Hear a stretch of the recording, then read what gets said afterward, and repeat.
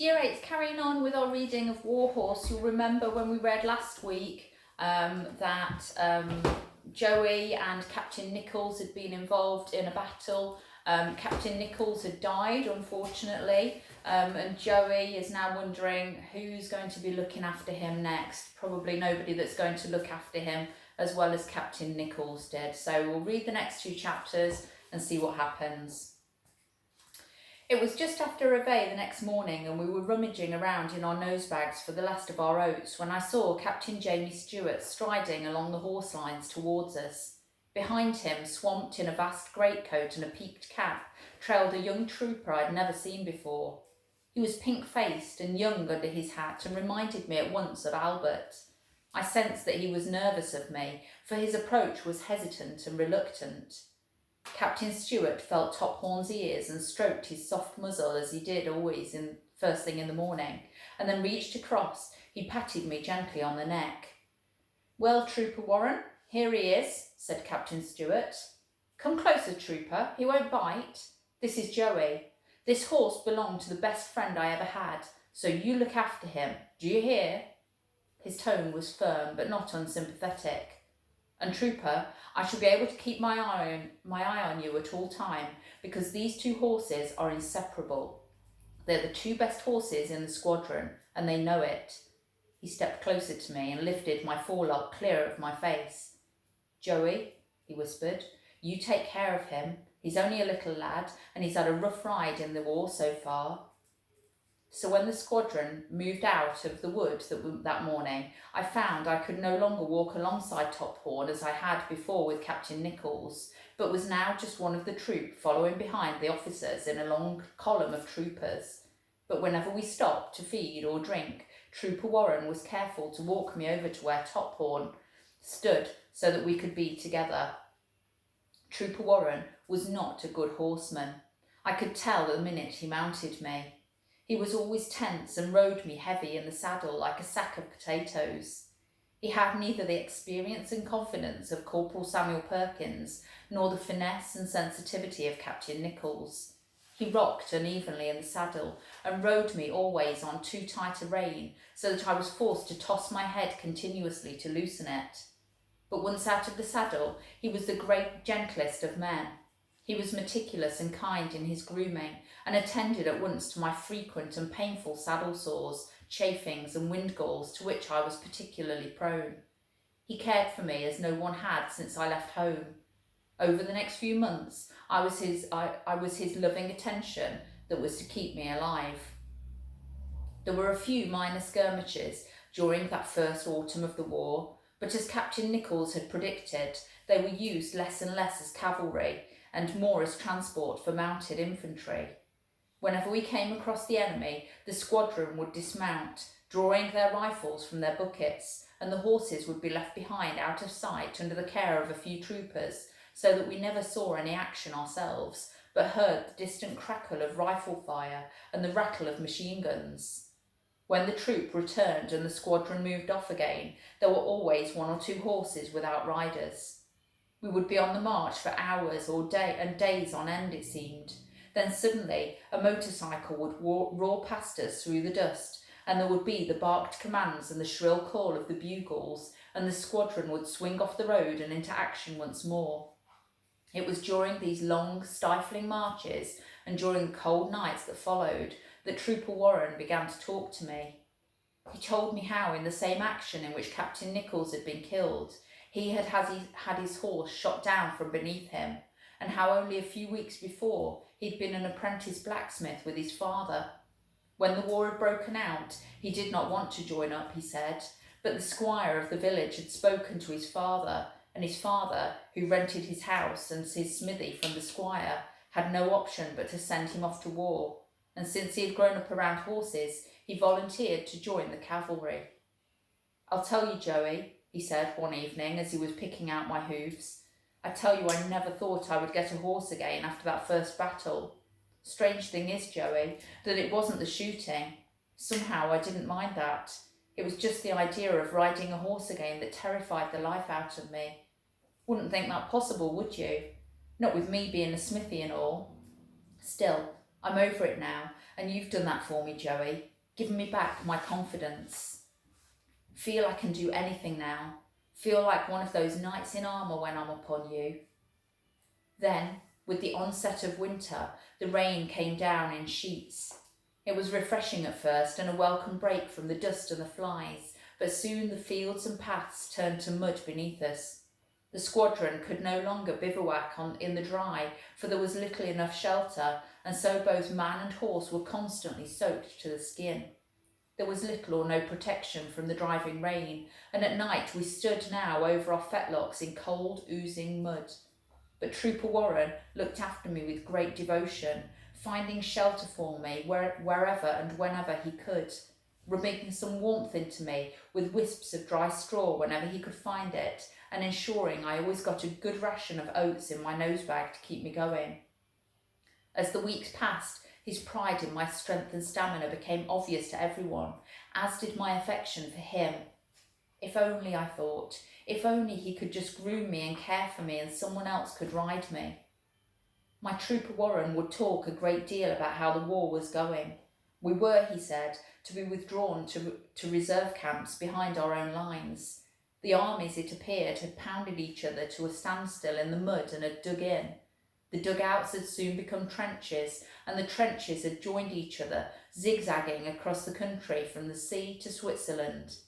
In the spring, he said, we would be needed to break the deadlock. The cavalry could go where the infantry could not, and were fast enough to overrun the trenches. We'd show the infantry how to do it, he said. But there was the winter to survive before the ground became hard enough again for the cavalry to be used effectively. Topthorne and I spent that winter sheltering each other as best we could from the snow and the sleet. Whilst only a few miles away, we could hear the guns pounding each other day and night incessantly. We saw the cheery soldiers smiling under their tin hats as they marched off out to the front line, whistling and singing and joking as they went, and we watched the remnants struggling back, haggard and silent under their dripping capes in the rain. Every once in a while, Trooper Warren would receive a letter from home, and he would read it out to me in a guarded whisper in case anyone else should overhear. The letters were all from his mother, and they all said much the same thing. My dear Charlie, he would read, your father hopes you are well, and so do I. We missed having you with us at Christmas. The table in the kitchen seemed empty without you, but your little brother helps when he can with the work, and father said he's coming on well, even though he's still a bit little and not strong enough yet to hold the farm horses. Minnie Whittle, that old widow from Hanniford Farm, died in her sleep last week. She was 80, so she can't grumble at that, though I expect she would if she could. She was always the world's worst grumbler. Do you remember? Well, son, that's about all our news. Your Sally from the village sends her best and says to tell you that she'll be writing soon. Keep safe, dearest boy, and come home soon. Your loving mother. But Sally won't write, Joey, because she can't. Well, not very well, anyway. But just as soon as this lot's over and finished with, I'll get back home and marry her. I've grown up with her, Joey, known her all my life. Suppose I know her almost as well as I know myself, and I like her a lot better. Trooper Warren broke the terrible monotony of that winter. He lifted my spirits, and I could see that Topthorne too welcomed every visit he made to the horse lines. He never knew how much good he did to us. During that awful winter, so many of the horses went off to the veterinary hospital and never came back. Like all army horses, we were clipped out like hunters, so that our lower quarters were exposed to the mud and rain. The weaker ones amongst us suffered first, for they had a little resilience and went downhill fast. But Topthorne and I came through to the spring, Topthorne surviving a severe cough that shook his whole massive frame, as if it was trying to tear the life out of him from the inside. It was Captain Stewart who saved him, feeding him up with a hot mash and covering him as best he could in the bleakest weather. And then, one ice-cold night in early spring, with frost lying on our backs, the troopers came down to the horse lines unexpectedly early. It was before dawn. There had been a night of incessant heavy barrage. There was a new bustle and excitement in the camp. This was not one of the routine exercises we had come to expect. The troopers came along the horse lines in full service order, 2 bandoliers, respiratory haversack, rifle and sword. We were saddled up and moved silently out of the camp and onto the road. The troopers talked of the battle ahead, and all the frustrations and irritations of imposed idleness vanished as they sang in the saddle. And my trooper Warren was singing along with them as lustily as any of them. In the cold grey of the night, the squadron joined the regiment in the remnants of a little ruined village peopled only by cats, and waited there for an hour until the pale light of dawn crept over the horizon. Still the guns bellowed out their fury, and the ground shook beneath us. We passed the field hospitals and the light guns before trotting out over the support trenches to catch our first sight of the battlefield. Desolation and destruction were everywhere. Not a building was left intact. Not a blade of grass grew in the torn and ravaged soil. The singing around me stopped, and we moved on in an ominous silence, and out over the trenches that were crammed with men, their bayonets fixed to their rifles. They gave us a sporadic cheer as we clattered over the boards and out into the wilderness of no man's land, into a wilderness of wire and shell holes and the terrible litter of war. Suddenly, the guns stopped firing overhead, and we were through the wire. The squadron fanned out in a wide, uneven echelon, and the bugle sounded. I felt the spurs biting into my sides and moved up alongside Topthorne as we broke into a trot. "Do me proud, Joey," said Trooper Warren, drawing his sword. "Do me proud." For just a few short moments we moved forward at the trot as we had done in training. In the eerie silence of no man's land, all that could be heard was the jingle of the harnesses and the snorting of the horses. We picked our way around the craters, keeping our line as best we could. Up ahead of us, at the top of the gentle sloping hill, were the battered remnants of a wood, and just below, a hideous, rusting roll of barbed wire that stretched out along the horizon as far as the eye could see. "Wire," I heard Trooper Warren whisper through his teeth. "Oh God, Joey, they said the wire would be gone. They said the guns would deal with the wire. Oh my God." We were into a canter now, and still there was no sound or sight of any enemy. The troopers were shouting at the invisible foe, leaning over their horses' necks, their sabres stretched out in front of them. I galvanised myself into a gallop to keep with Topthorne, and as I did, so the terrible shells fell amongst us and the machine guns opened up. The bedlam of battle had begun. All around me men cried and fell to the ground, and horses reared and screamed in an agony of fear and pain. The ground erupted on either side of me, throwing horses and riders clear into the air. The shells whined and roared overhead, and every explosion seemed like an earthquake to us. But the squadron galloped on inexorably through it all, toward the wire at the top of the hill, and I went with them. On my back, Trooper Warren held me in an iron grip with his knees. I stumbled once and felt him lose a stirrup, and slowed so that he could find it again. Topthorne was still ahead of me, his head up, his tail whisking from side to side. I found more strength in my legs and charged after him. Trooper Warren prayed aloud as he rode, but his prayers turned soon to curses as he saw the carnage around him. Only a few horses reached the wire, and Topthorne and I were amongst them. There were indeed a few holes blasted through the wire by our bombardment, so that some of us could find a way through, and we came at last upon the first line of enemy trenches, but they were empty. The firing came now from higher up in amongst the trees, and so the squadron, or what was left of it, regrouped and galloped up into the wood, only to be met by a line of hidden wire in amongst the trees. Some of the horses ran into the wire before they could be stopped, and stuck there, their riders trying feverishly to extract them.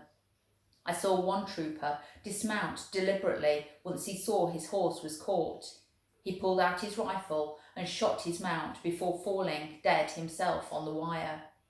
I could see at once that there was no way through, that the only way was to jump the wire, and when I saw Topthorne and Captain Stewart leap over where the wire was lowest, I followed them, and we found ourselves at last in amongst the enemy. From behind every tree, from trenches all around it seemed, they ran forward in their piked helmets to counter-attack. They rushed past us, ignoring us until we found ourselves surrounded by an entire company of soldiers, their rifles pointing up at us. The crump of the shelling and the spitting of rifle fire had suddenly stopped. I looked around me for the rest of the squadron to discover that we were alone. Behind us, the riderless horses, all that was left of our proud cavalry squadron, galloped back towards our trenches, and the hillside below was strewn with the dead and dying. "Throw down your sword, trooper," said Captain Stewart, bending in his saddle and dropping his sword to the ground. "There's been enough useless slaughter today, no sense adding to it." He walked Topthorne closer towards us and reined in. "Trooper, I told you once we had the best horses in the squadron, and today they showed us that they're the best horses in the entire regiment, in the whole confounded army, and there's not a scratch on them." He dismounted as the German soldiers closed in, and Trooper Warren followed suit. They stood side by side, holding our reins while we were surrounded. We looked back down the hill at the battlefield. A few horses were still struggling on the wire, but one by one they were put out of their misery by the advancing German infantry, who had already regained their line of trenches. They were the last shots of the battle. "What a waste," the captain said. "What a ghastly waste. Maybe now when they see this they'll understand that you can't send horses into wire and machine guns. Maybe now they'll think again." The soldiers around us seemed wary of us and kept their distance. They seemed not to know quite what to do with us. "The horses, sir," Trooper Warren asked. "Joey and Topthorne, what happens to them now?" "Same as us, Trooper," said Captain Stewart. "They're prisoners of war just as we are." Flanked by the soldiers who hardly spoke, we were escorted over the brow of the hill and down into the valley below. Here the valley was still green, for there'd been no battle over this ground as yet. All the while Trooper Warren had his arm over my neck to reassure me, and I felt then that he was beginning to say goodbye. He spoke softly into my ear. "Don't suppose they'll let you come with me where I'm going, Joey? I wish they could, but they can't. But I shan't ever forget you, I promise you that." "Don't you worry, Trooper," Captain Stewart said. "The Germans love their horses every bit as much as we do. They'll be all right. Anyway, Topthorne will look after your Joey. You can be sure of that." As we came out of the wood and onto the road below, we were halted by our escort. Captain Stewart and Trooper Warren were marched away down the road towards a cluster of ruined buildings that must at time have been a village, while Topthorne and I were led away across the fields and further down the valley. There was no time for long farewells, just a brief last stroke of the muzzle for each of us, and they were gone. As they walked away, Captain Stewart had his arm around Trooper Warren's shoulder. So for Joey, it's just one person after another who's deserting him. First it was Albert, who he had to be taken away from. Albert had looked after him, Albert had loved him, but Joey was sold to the army.